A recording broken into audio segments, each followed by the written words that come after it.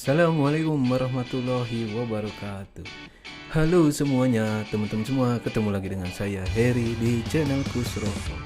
Hari ini saya mau ngobrol nih sama mantan presiden Amerika Serikat tahun 2009 kalau nggak salah ya.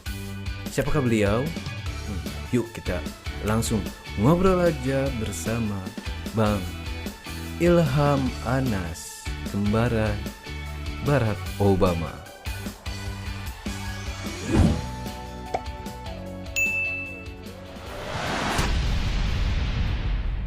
Halo Om Ilham Anas. Apa kabarnya nih Om Ilham? Alhamdulillah Mas Heri baik, sehat, semuanya keluarga juga. Alhamdulillah nih Om, saya dikasih kesempatan ngobrol sama mantan presiden AS tahun berapa itu ya? Awalnya itu jadi impersonator Obama itu tahun 2008 Mas, Oh Desember. 2008 Ingat ya. sih. Oh dulu Ya. dulu Om Ilham sempat sempat viral itu ya, viral di mana-mana ya, viral Alhamdulillah Om. sebagai Gara-gara di foto-foto di kantor Om, di foto-foto ada yang hmm, di mm, foto-foto. Lalu fotonya nggak sengaja kesebar kemana-mana gitu dan memang kebetulan mm, lagi mirip-miripnya gitu ya. Dan mm, Obama juga lagi ngetop-ngetopnya, udah viral jadinya. iya ya, viral kembaran apa namanya Obama. Sempat Iya. dapat iklan juga ya Om ya. Iya, karena viral, nggak lama langsung ditelepon dari Filipina, Mas. Disuruh Hmm, ditawarin main iklan, iklan obat mah dulu di mm, Filipina. Saya berangkat ke sana, pulang-pulang ke Indonesia, diundang tukul, udah deh, lebih viral udah lagi. terus terus banyak ini ya, apa undangan-undangan ya, Alhamdulillah. panggilan-panggilan. Alhamdulillah Alhamdulillah. ya. Saya juga seneng nih bisa ngobrol sama mantan presiden AS. Sama-sama. Kita ngobrol santai aja ya Om ya. Silakan, silakan. Oke. Om Ilham. Om Ilham domisili di mana Om? Domisili di Bekasi, Mas. Hmm, Sudah cukup lama sih, sejak kuliah saya hijrah ke Jakarta, di KJ saya mm-mm. sudah itu kerja dan udah hampir 25 tahun lah di Bekasi, Asal emang dari mana Om? dari Bandung. Oh dari Bandung asal. Hijrah ke Bekasi ya. Oke, Om Ilham Iya, untuk saat ini bisnis kaos ya Om ya. betul. Awas, distro. Nah, distro. Hmm. Nah, kaos itu apa namanya? Kaos kayak gimana tuh Om? Kaosnya itu lebih ke segmen, Mas. Jadi segmen hobi. Jadi misalkan eh, hobi motor, motor klasik, hobi motor Vespa, hobi fotografi, dan hobi mancing, fishing, sport fishing gitu. Jadi lebih ke hobi dan komunitas kali ya Om ya. Betul, betul. Hmm. Dari tahun kapan Om mulai bisnis kaos ini Om? Sebenarnya kalau mulai sih udah agak lama ya, Hmm. dari 6-7 tahun lalu udah mulai. Cuman karena Hmm. memang belum nemu jalannya, jadi belanja nggak laku, belanja nggak laku gitu loh. Nah, karena Hmm. memang belum paham gimana sih cara jualan kaos itu gitu. Nah, alhamdulillah semenjak pensiun jadi wartawan dulu saya lama juga Mas jadi wartawan di Oh. Asgramedia, di grupnya Nova, di Hmm. grupnya Majalah Hai, lama juga 12 tahun. Semenjak pensiun itu Hmm. adik saya ngajak gabung di jualan kaos mancing waktu itu. Kebetulan adik juga punya produksi. Nah, jadi itu dimulai sekitar 4 tahun lalu Mas, yang benar-benar fokusnya tuh bisnis kaos tuh. Jadi sebelumnya ini kerja dulu ya jadi wartawan, kemudian setelah pensiun baru memulai bisnis kaos. Nah, untuk awal-awal bisnis kaosnya itu eh, pastinya dong setiap bisnis Hmm, itu ketika mulai awal ada apa namanya proses ya Om ya. Dan ada betul. masa-masa sulit yang dilalui. Nah, boleh tuh Om Pasti. cerita-cerita pengalamannya gimana sih perjalanan memulai bisnis kaos ini? Ya, Jadi begini Mas Heri. Jadi saya kan sebenarnya mulai jualan itu udah sering ya. Aduh, dulu tuh dari mulai kerja tuh udah pengen usaha, tapi usaha apa gitu loh yang kira-kiranya bisa jadi bahan langkah mencari nafkah gitu saat pensiun gitu loh. Saya pernah jualan boneka jari, pernah jualan buku, pernah jualan macam-macam, tapi belum ada nemu yang jalannya enak nih kira-kira. Lalu karena adik bisnis kaos, dia punya produksi, saya coba jual beli dari dia, coba jual beli, jual waktu itu mainnya Instagram organik Mas. Instagram organik, tapi berat kalau misalkan jualannya seperti itu gitu loh. Karena memang apa namanya ya, belum nemu jalannya lah kira-kira begitu. Akhirnya uang habis, barang nggak keluar gitu loh. Akhirnya ya itulah masa-masa sulitnya, masa-masa mencari bisnis kaos ini. Dan akhirnya adik saya punya ide gimana kalau kita jualan kaos mancing. Nah, jadi dia produksi, saya coba jual. Kebetulan dulu itu baru mulai awal-awalnya orang Indonesia itu iklan Facebook Mas. Waktu itu masih iklan PPE tuh ya. Iklan Facebook. Saya coba belajar kursus, saya coba lumayan nih Mas, kena nih. Jadi waktu itu dengan modal-modal 50.000 iklan gitu ya di Instagram dan Facebook itu profitnya sudah bisa apa ya, bisa 300% gitu loh dari budget iklannya. Nah, sejak itulah mulai fokus tuh mancing, ya mancing.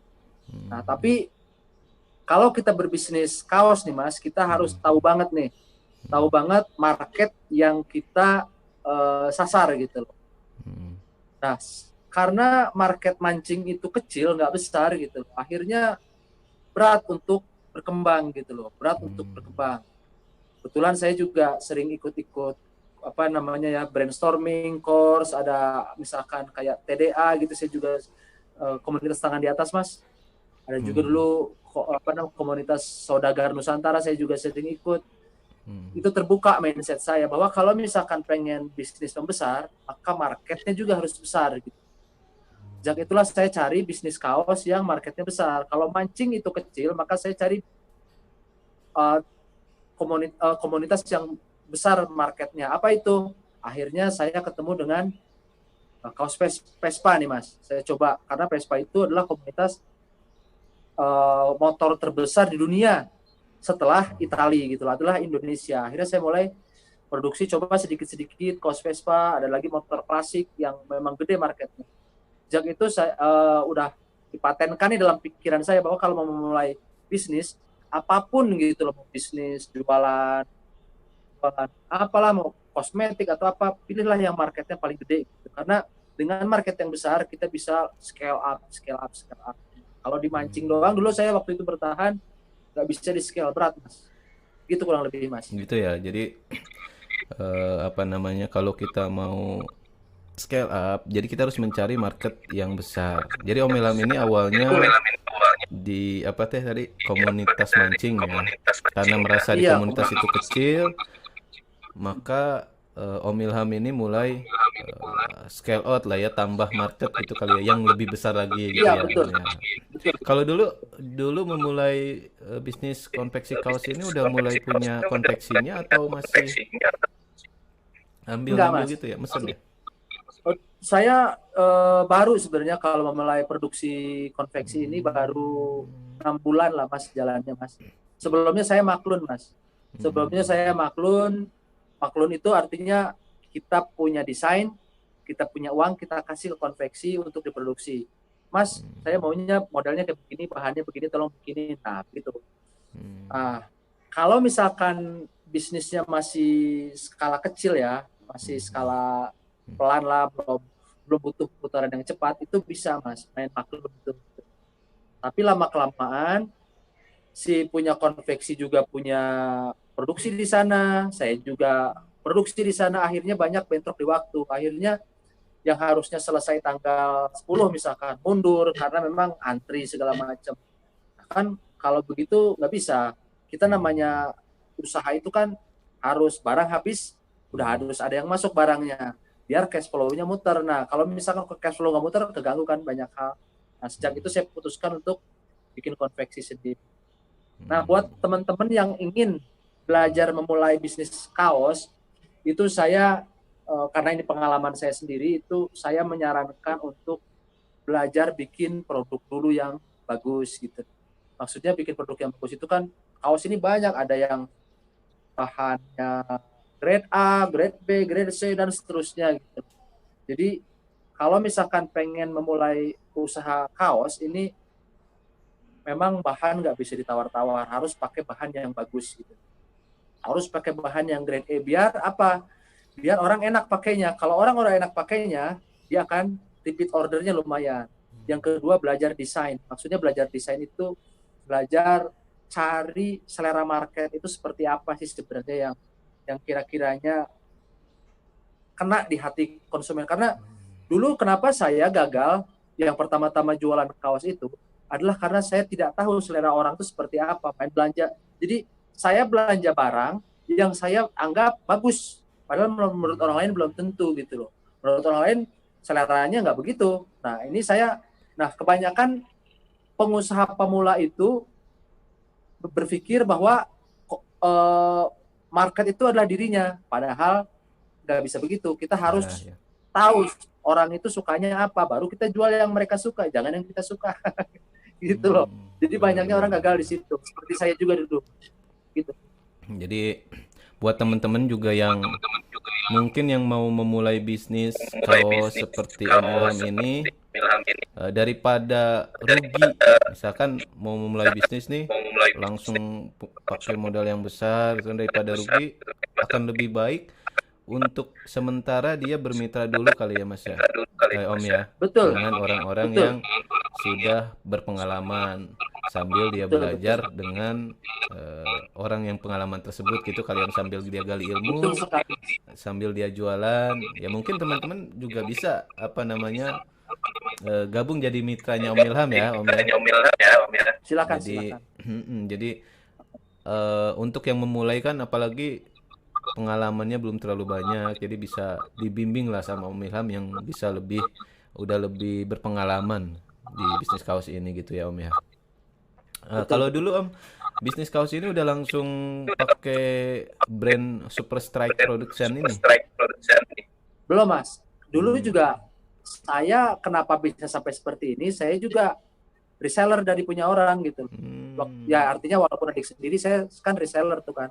Disitulah saya pakai brand Spot Mancing tuh Mas, brand Spot Mancing. Nah, maka dari itu untuk yang baru-baru mulai bisnis kaos nih, memang harus jadi reseller dulu gitu loh. Reseller dulu, belajar dulu, mengenal dulu bahan kan. Kita harus kenal dulu bahan. Kita harus bikin marketnya tuh yang paling penting tuh. Nah, kalau misalnya kita ngeluarin modal sendiri kan berat kan. Tapi kalau misalkan kita jadi reseller, kita nggak ngeluarin modal gitu. Kita belajar bentuk bangun market sendiri gitu. Belajar mengenal industrinya, marketnya, dan lain sebagainya. Saya sendiri lumayan lama kok jadi reseller itu sekitar 2 tahun jadi reseller. Sejak itulah berani produksi sendiri karena memang jadi reseller juga nanti ada PR-nya lagi gitu. Jadi itulah kenapa saya produksi sendiri. Jadi ada pelajaran yang tersendiri lah ya. Jadi sebelum Betul, memang harus reseller dulu saya resasi biar membaca selera orang juga dari reseller itu. karena kan reseller itu minim resiko lah ya. Resiko Betul. kehilangan modal segala macem, tapi dia bisa sekalian mempelajari apa namanya ruang lingkup bisnis kaos ini, sekalian juga dia mencari market gitu ya, ngumpulin market. Memang kalau udah ada marketnya itu lebih enak ya Mas ya, Om ya. Oh iya, sekarang kenapa saya berani buka produksi sendiri dan lain-lain karena memang marketnya udah jadi gitu. Tapi kalau belum jadi, nah itulah seperti orang-orang marketnya belum jadi, selera orang belum tahu, main modal keluar gede, taunya bisnisnya nggak jalan.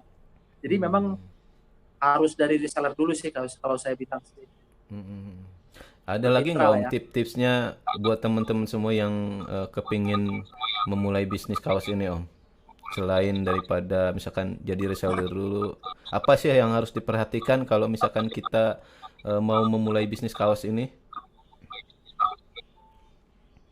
Yang pertama, kalau mau memulai bisnis kaos itu saya pikir menentukan apa ya, ini apa namanya ya, misalkan Niche.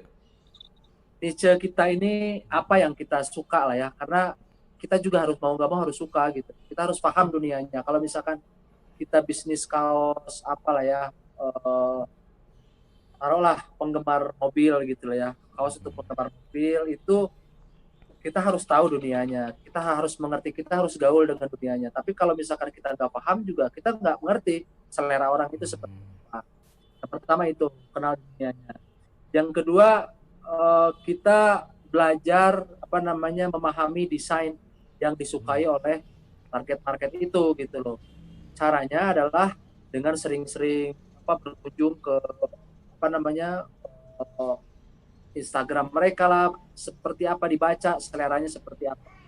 Nah, desain-desain ini yang paling menentukan saat jualan kaos. Walaupun misalkan saya lah ya udah punya market, tapi kalau misalkan desainnya jelek juga nggak ada orang gitu loh. Jadi memang harus paham dunianya, harus tahu selera mereka seperti apa.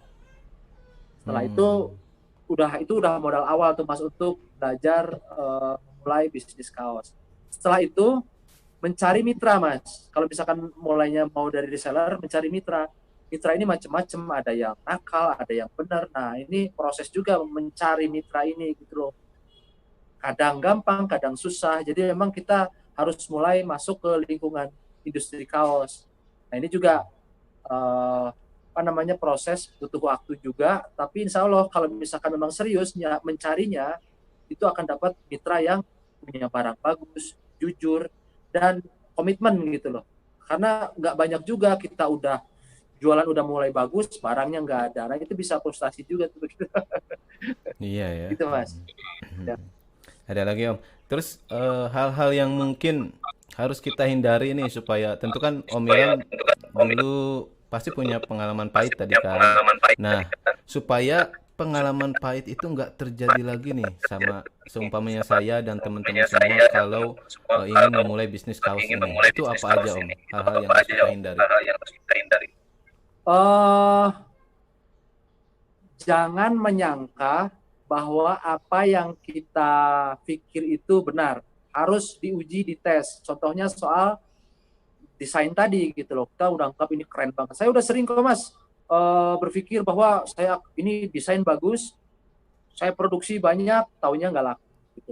Jadi harus diuji. Itu yang pertama. Yang kedua, mencari mitra Mas. Ini penting banget gitu. Cari mitra ini kalau salah-salah seperti yang saya alami dulu gitu loh. Saya hampir bangkrut berapa kali sampai jual mobil, jual apa gitu loh demi untuk bisa bertahan hidup dan bisa terus produksi karena kesalahan mencari mitra gitu loh. Jadi sekali lagi mitra itu adalah hal yang pokok yang menentukan kita kedepannya enak apa enggak gitu loh. Nah, kalau kita misalkan baru memulai memang perlu banget mentor gitu. Jadi usahakan untuk bertemu dengan mentor itu bisa juga mitra, artinya kan bisa yang ngerti dunianya. Usahakan cari mitra dan mentor yang memang bisa benar-benar Yang cocok buat sejalan gitu kita. ya. Mentor selain dari mentor jualan atau bisnis pada umumnya, tapi cari juga mentor yang memang betul-betul pengalaman di bidang itu gitu ya. Betul. Contohnya misalkan seperti Om Ilham ini kan, karena Om Ilham udah lebih tahu lebih dulu gitu ya. Jadi teman-teman bisa ya sebelum memulai bisnis sendiri, bisnis kaos sendiri bisa bermitra dulu dengan Om Ilham gitu ya. Silakan, Oh ya, silakan Mas. Dengan kalau untuk desain sendiri Om, untuk desain sendiri Om Ilham memang bisa desain ataukah Om Ilham juga cari tim buat mendesain nih Om? Awalnya. awal-awalnya karena nggak ngerti desain sama sekali Mas, akhirnya saya minta tolong orang untuk desain gitu ya. Minta tolong orang untuk desain, tapi ya itu lagi namanya juga minta tolong orang, maksudnya tetap dibayar kan ya. Tetapi ada yang cepat, ada yang lama, kadang yang cepat desainnya jelek, nggak sesuai keinginan, yang bagus lama kerjanya. Akhirnya karena kesel Mas, karena produksi harus jalan, desain belum jadi, akhirnya saya belajar desainnya sendiri, dan alhamdulillah sekarang saya bisa desain gitu. Tapi walaupun bisa desain, saya sekarang nggak bisa kepegang juga sendiri. Akhirnya saya juga pakai outsourcing untuk masalah desain. Tapi kalau misalkan ada sedikit yang nggak cocok lah gitu, saya bisa benerin sendiri gitu. Nah, ini tips juga Mas untuk masalah desain kaos itu alangkah baiknya kita melakukan riset sebelum produksi gitu. Risetnya bagaimana? Riset kecil-kecilan aja. Kita di HP ini banyak grup WA gitu. Jadi desain yang kita buat, kita langsung lempar ke grup WA itu. Kita bikin 7 misalnya, 7 desain. Yang mana yang bagus? Yang paling banyak direspon itulah yang akan diproduksi. Yang jelek kita drop gitu. Itu salah satu tips untuk memilih desain terbaik. Insya Allah kalau misalkan udah dilakukan disiplin dengan cara itu, jualannya nggak susah. Gitu. Karena ini desain penting banget Mas. Desain dan bahan ya. Bahan sih udah nggak usah diomongin, bahan harus sudah yang bagus. Desain kalau misalkan nggak menarik ya nggak laku gitu. Tapi kalau desainnya kena nih, nah insya Allah nggak susah jualnya. Caranya. Okay. Jadi semuanya mempersembahkan yang terbaik ya Om ya. Mulai dari desain kita upayakan yang terbaik, dari bahan juga kita upayakan yang terbaik, termasuk dari marketingnya pun kita harus usahakan yang terbaik gitu Om ya. Nah buat teman-teman semua mungkin yang masih bingung mau mulai bisnis dan ada kepikiran ingin bisnis kaos ini, bisa menghubungi Om Ilham ya Om ya. Di WA berapa Om? Kalau teman-teman semua mau gabung jadi minta di WA berapa Om? Nomor WA-nya? Boleh di-share nomor WA-nya. Oh, boleh silakan di 0813 177 66481. Saya open dan senang sekali kalau misalkan bisa share karena bisa berbagi itu hati jadi bahagia. Iya. Itu Mas. Terus selain tips dari lebih ke bisnis kaosnya nih, ada nggak Om tips-tips buat teman-teman semua yang memulai bisnis walaupun nggak kaos gitu, secara umum lah, tips-tips secara umum di bisnisnya gitu. Oke. Ini Mas, jadi bisnis secara umum itu adalah hal terpenting dan terpokok yang harus kita perhatikan serius itu adalah produk Mas. Bikin produk yang benar-benar bagus, berguna dan secara desain lah ya, bagus gitu loh. Bagus secara desain, bagus secara produksi, bagus secara material, itu memang harus diutamakan. Insya Allah beres di masalah produksi itu 50% menolong dalam penjualan gitu. Itu setengah masalah selesai itu. Kalau misalkan produk sudah bagus, maksudnya bagus secara produk ya, secara kualitas bahan dan lain sebagainya, dan secara stok udah benar juga, maksudnya secara produksi kan, artinya memilih mitra produksi udah bagus, insya Allah itu mah hanya masalah marketingnya aja lah, tinggal sedikit lagi lah. Soalnya kalau barang udah bagus, orang yang datang, bukan kita yang heboh cari terus setiap hari. Sekali orang puas dia akan beli lagi, datang lagi, dan marketing mouth to mouth itu yang paling oke. Jadi belajarlah membuat produk yang bagus, belajarlah memilih produk yang bagus gitu, bagus secara produk, bagus secara stok. Iya, itu yang utama Mas. Oke Om Ilham, terima kasih banyak nih udah mau ngobrol-ngobrol bersama saya, dan terima kasih banyak ini, alhamdulillah ilmunya yang luar biasa nih Om. Saya jadi tambah ilmu lagi, bisa belajar lagi. Kapan-kapan kalau saya bikin channel, saya undang Mas Eri juga. Siap, ditunggu Om Ilham, ditunggu. Dengan senang hati saya menunggu. Oke, Om Ilham, mungkin kita cukupkan dulu sampai di sini kali ya videonya ya. Ya insya Allah mudah-mudahan kalau ada kesempatan kita bisa diskusi dan ngobrol-ngobrol lagi. Dengan senang hati Mas Eri. Oke teman-teman semuanya, saya cukupkan dulu videonya sampai di sini. Mohon maaf apabila ada kata-kata kita yang kurang berkenan. Saya ucapkan terima kasih dan wassalamualaikum warahmatullahi wabarakatuh.